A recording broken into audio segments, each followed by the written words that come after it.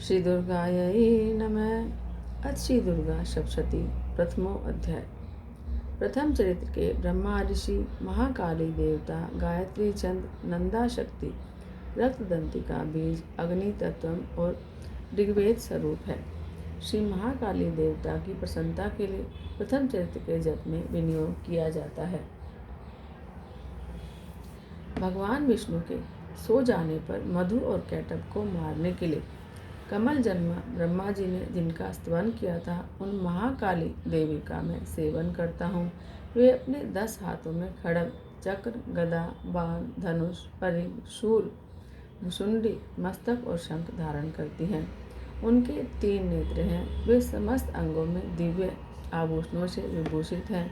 उनके शरीर की कांति नीलमणि के समान है और वे 10 मुख और 10 पैरों से युक्त हैं।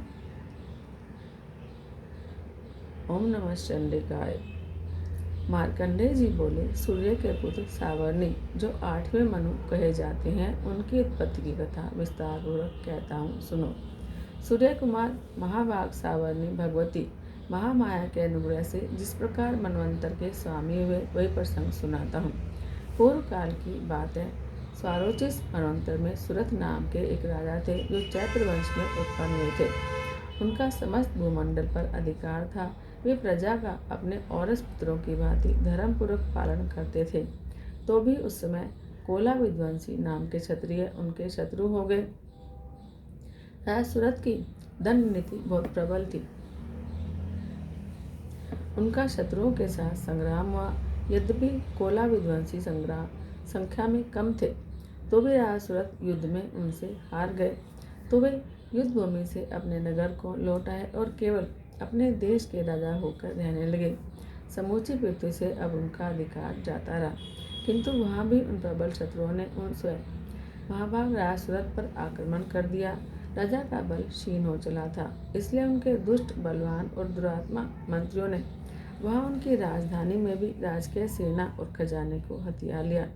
सूरत का प्रभुत्व नष्ट हो चुका था, इसलिए वे शिकार खेलने के बहाने घोड़े पर सवार होकर वहाँ से अकेले ही एक घने जंगल में चले गए।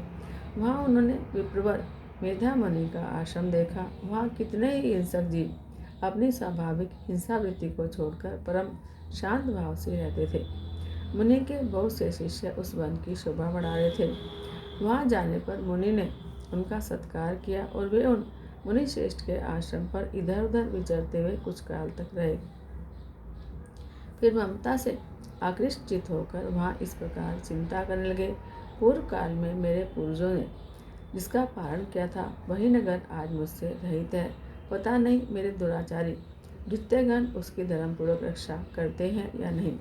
जो सदा मद की वर्षा करने वाला और शूरवीर था, वह मेरा प्रधान हाथी अब शत्रुओं के अधीन होकर न जाने किन भोगों को भोगता होगा।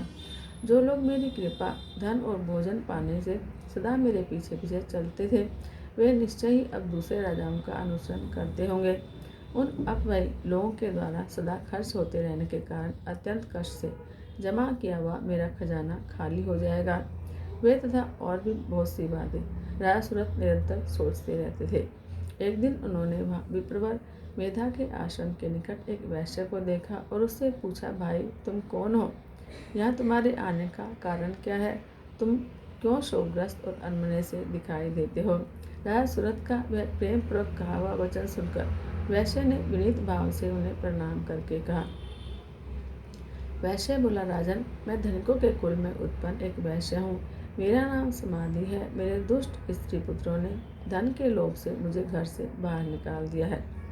मैं इस समय धन, स्त्री और पुत्रों से वंचित हूँ। मेरे विश्वसनीय बंधुओं ने मेरा ही धन लेकर मुझे दूर कर दिया है, इसलिए दुखी होकर मैं वन में चला आया हूँ। यहाँ रहकर मैं इस बात को नहीं जानता कि मेरे पुत्रों की, स्त्री की और अपनों की कुशल है या नहीं। इस समय घर में वे कुशल से रहते हैं या उन्हें कोई कष्ट है। मेरे वे पुत्र कैसे हैं? क्या वे सदाचारी हैं अथवा दुराचारी हो गए हैं? राजा ने पूछा, जिन लोभी स्त्री पुरुष आदि ने धन के कारण तुम्हें घर से निकाल दिया, उनके प्रति तुम्हारे मन में इतना स्नेह का भाव क्यों है? वैश्य बोला, आप मेरे विषय में जैसी बात कहते हैं वह बिल्कुल ठीक है, किंतु मैं क्या करूं? मेरा मन निष्ठुरता धारण नहीं करता। जिनके जिन्होंने धन के लोभ में पड़कर पिता के प्रति स्नेह, पति के प्रति प्रेम और आत्मीयजन के प्रति अनुराग को तिलांजलि दे दी हो, मुझे घर से निकाल दिया है, उनके प्रति मेरे हृदय में इतना स्नेह है। महामते, गुणहीन बंधुओं के प्रति भी जो मेरा चित्त इस प्रकार प्रेम में मग्न हो रहा है, वह क्या है? इस बात को मैं जानकर भी नहीं जान पाता। उनके लिए मैं लंबी सांसें ले रहा हूँ और मेरा हृदय अत्यंत दुखित हो रहा है। उन लोगों में प्रेम का सर्वथा अभाव है, तो भी उनके प्रति जो मेरा मन निष्ठुर नहीं हो पाता, उसके लिए मैं क्या करूँ? मार्कंडेय जी कहते हैं, भ्रमण तदंतर राजाओं में श्रेष्ठ सुरथ और वह स्वाधि नामक वैश्य दोनों साथ साथ मेधा मुनि की सेवा में उपस्थित हुए और उनके साथ यथा योग्य न्यायपूर्ण विनयपूर्वक बर्ताव करके बैठे। तत्पश्चात वैश्य और राजा ने कुछ वार्तालाप आरंभ किया। राजा ने कहा कि भगवान, मैं आपसे एक बात पूछना चाहता हूँ, उसे बताइए। मेरा चित्त अपने अधीन न होने के कारण यह बात मेरे मन को बहुत दुख देती है। जो राज्य मेरे हाथ से चला गया है, उसमें और उसके संपूर्ण अंगों में मेरी ममता बनी हुई है। मुनिश्रेष्ठ, यह जानती है भी कि वह अब मेरा नहीं है। अज्ञानी की भांति मुझे उसके लिए दुख होता है। वह क्या है? इधर यह वैश्य भी घर से अपमानित होकर आया है। उसके पुत्र, स्त्री और भृत्यों ने इसे छोड़ दिया है। स्वजनों ने भी इसका परित्याग कर दिया है, तो भी यह उनके प्रति अत्यंत हार्दिक स्नेह रखता है। इस प्रकार यह और मैं दोनों ही बहुत दुखी हैं। जिनमें प्रत्यक्ष दोष देखा गया है, उन विषय के लिए भी हमारे मन में ममता जनित आकर्षण पैदा हो रहा है।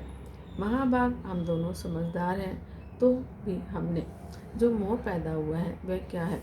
विवेक शून्य मनुष्य की भांति मुझमें और इसमें भी यह मूर्ता प्रत्यक्ष दिखाई पड़ती है। ऋषि बोले,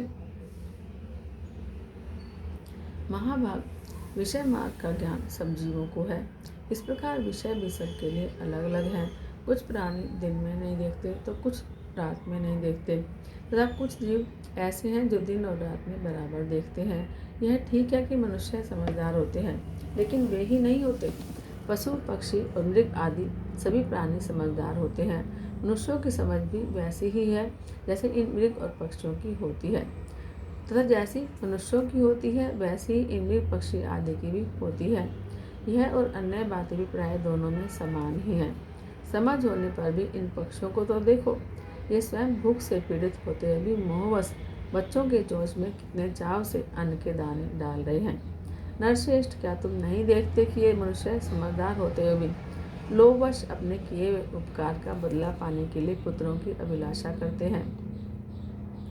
यद्यपि इन सब में ममता की कमी नहीं है,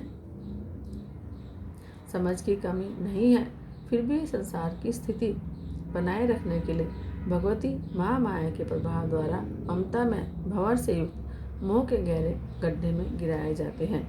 इसलिए इसमें आश्चर्य नहीं करना चाहिए। जगदीश्वर भगवान विष्णु की योग मुद्रा रूप जो भगवती महामाया है, उन्होंने यह जगत मोहित कर रखा है। वे भगवती महामाया देवी ज्ञानियों के विचित को बलपूर्वक खींचकर मोह में डाल देती हैं। वे ही इस संपूर्ण चराचर जगत की सृष्टि करती हैं और वे ही प्रसन्न होने पर मनुष्यों को मुक्ति के लिए वरदान देती हैं। वे ही पराविद्या, संसार बंधन और मोक्ष की हेतुभूता सनातनी देवी और संपूर्ण ईश्वरों की भी अधीश्वरी है। राजा ने पूछा, भगवान, जिन्हें आप महामाया कहते हैं, वे देवी कौन है? ब्रह्मन, उनका आविर्भाव कैसे हुआ और उनके चरित्र कौन कौन है?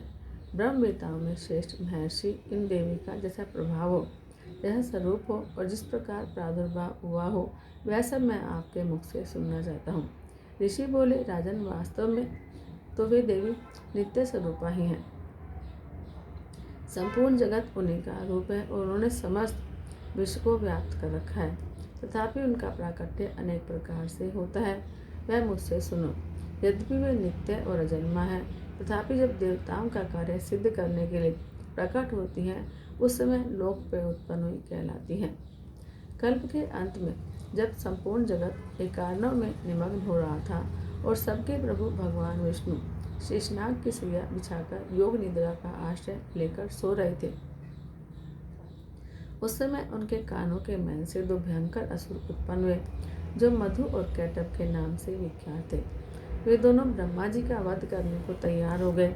भगवान विष्णु के नाभि कमल में विराजमान प्रजापति ब्रह्मा जी ने जब उन दोनों भयानक असुरों को अपने पास आया और भगवान को सोया हुआ देखा, तब एकाग्रचित होकर उन्होंने भगवान विष्णु को जगाने के लिए उनके नेत्रों में निवास करने वाली योग निद्रा का स्तवन आरंभ किया।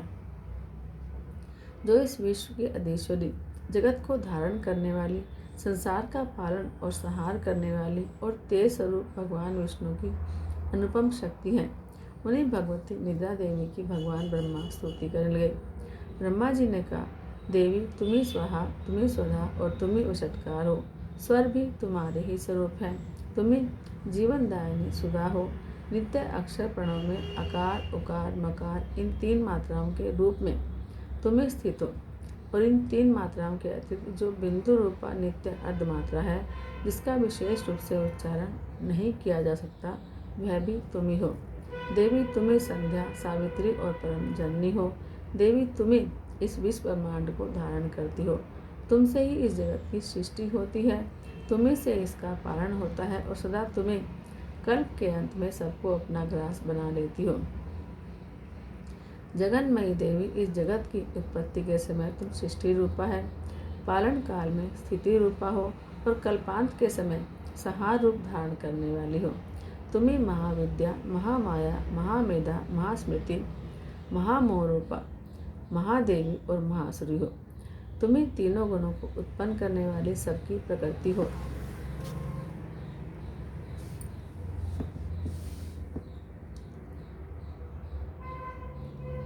भयंकर काल रात्रि, महारात्रि और मोहरात्रि भी तुम ही हो। तुम ही श्री, तुम ही ईश्वरी, तुम ही हिरी और तुम ही बोध स्वरूपा बुद्धि हो। लज्जा, पुष्टि, तुष्टि, शांति और क्षमा भी तुम ही हो। तुम खड्ग धारणी, शूल धारणी, घोर रूपा और गदा, चक्र, शंख और धनुष धारण करने वाली हो। बाण, भुषुंडी और परी ये भी तुम्हारे अस्त्र हैं। तुम सौम्य और सौम्यतर हो। इतना ही नहीं, जितने भी सौम्य और सुंदर पदार्थ हैं, उन सबकी अपेक्षा तुम अत्यधिक सुंदरी हो। पर और अपर सबसे परे रहने वाली परमेश्वरी तुम ही हो।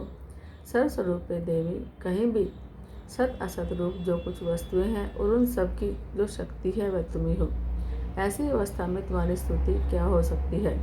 जो इस जगत की सृष्टि, पालन और संहार करते हैं, उन भगवान को भी जब तुमने निद्रा के अधीन कर दिया है, तो तुम्हारी स्तुति करने में यहाँ कौन समर्थ हो सकता है। मुझको, भगवान शंकर को और भगवान विष्णु को भी तुमने ही शरीर धारण कराया है, अतः तुम्हारी स्तुति करने की शक्ति किसमें है। देवी, तुम तो अपने उदार प्रभावों से भी प्रशंसित हो। ये दोनों दुर्धर असुर मधु और कैटभ हैं, इनको मोह में डाल दो और जगदीश्वर भगवान विष्णु को शीघ्र ही जगा दो। साथ ही इनके भीतर इन दोनों महान असुरों को मार डालने की बुद्धि उत्पन्न कर दो। ऋषि कहते हैं, राजन, जब ब्रह्मा जी ने वहाँ मधु और कैटभ को मारने के उद्देश्य से भगवान विष्णु को जगाने के लिए तमोगुण की अधिष्ठात्री देवी योग निद्रा की इस प्रकार स्तुति की, तब वे भगवान के नेत्र, मुख, नासिका, बाहु, हृदय और वक्ष स्थल से निकलकर अव्यक्त जन्मा ब्रह्मा जी की दृष्टि के सामने खड़ी हो गई। योग निद्रा से मुक्त होने पर जगत के स्वामी भगवान जनार्दन उस एकार्णव के जल में शेषनाग की शैया से जाग उठे। फिर उन्होंने उन दोनों असुरों को देखा। वे दुरात्मा मधु और कैटभ अत्यंत बलवान और पराक्रमी थे और क्रोध से लाल आंखें किए ब्रह्मा जी को खा जाने के लिए उद्योग कर रहे थे। तब भगवान श्रीहरि ने उठकर उन दोनों के साथ 5000 वर्षों तक केवल बाहु युद्ध किया। वे दोनों ही अत्यंत बल के कारण उन्मत्त हो रहे थे। इधर महामाया ने भी उन्हें मोह में डाल रखा था, इसलिए वे भगवान विष्णु से कहने लगे, हम तुम्हारी वीरता से संतुष्ट हैं, तुम हम लोगों से कोई वर मांगो। श्री भगवान बोले, यदि तुम दोनों मुझ पर प्रसन्न हो तो अब मेरे हाथों से मारे जाओ। बस इतना सा ही मैंने वर मांगा है, या दूसरे किसी वर से क्या लेना है। ऋषि कहते हैं, इस प्रकार धोखे में आ जाने पर जब उन्होंने संपूर्ण जगत में जल ही जल देखा, तब कमल नयन भगवान से कहा कि जहाँ पृथ्वी जल में डूबी हुई न हो, जहाँ सूखा स्थान हो, वहीं हमारा वध करो। ऋषि कहते हैं, तब तथास्तु कहकर शंख, चक्र और गदा धारण करने वाले भगवान ने उन दोनों के मस्तक अपनी जांग पर रखकर चक्र से काट डाले। इस प्रकार ये देवी महामाया ब्रह्मा जी की स्तुति करने पर स्वयं प्रकट हुई थी। अब पुनः तुमसे उनके प्रभाव का वर्णन करता हूँ, सुनो। इस प्रकार श्री मार्कंडेय पुराण में सावर्णिक मनवंतर की कथा के अंतर्गत देवी महात्म्य मधु कैटवध नामक पहला अध्याय पूरा हुआ।